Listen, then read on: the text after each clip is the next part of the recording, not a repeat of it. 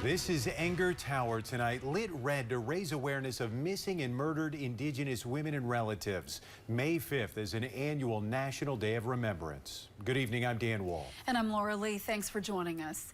Today's National Day of Awareness prompting Twin Ports community members to demand answers on their loved ones' cases. This afternoon outside Duluth City Hall, dozens wore red, made posters, and shared information about their loved ones. That included Ian Martin, whose uncle, Peter Martin, went missing from the Fond du Lac Reservation in March of last year.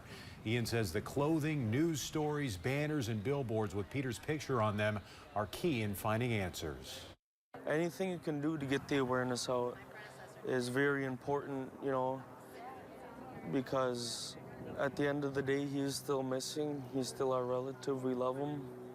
And that's something you don't want to give up on. Ian says there have been no new updates in Peter's case. Meanwhile, the awareness event happened as the man who's charged with murdering Chantel Moose in downtown Duluth last year is set to go to trial next week. Moose was a 25-year-old Indigenous woman stabbed to death outside a bar.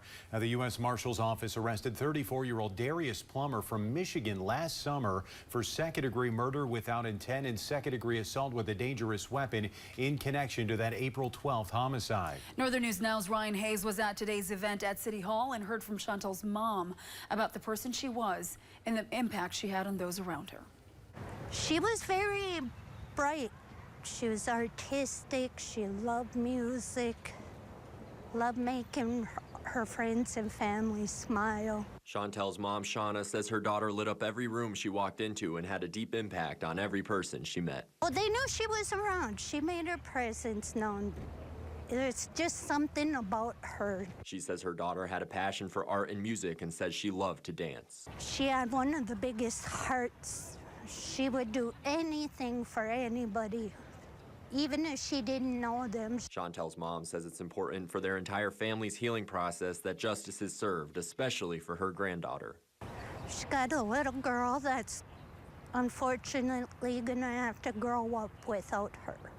Another tragic case hitting close to home in the Northland is the story of Jeremy Jourdain, who was just 17 when he went missing in Bemidji nearly 10 years ago. We've been looking, we won't stop looking, and I just really miss him. Jeremy's uncle, Tony Mainville, says the two were very close and says their family has never stopped looking for their missing loved one. I miss all the times we could have had, all the basketball playing we did. He loved basketball.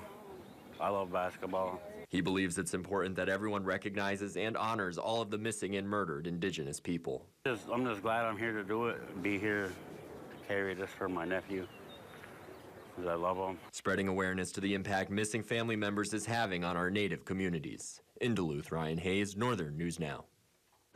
And for the rest of this week, red dresses will hang along Park Point to remind folks about these cases and what you should do if you have information.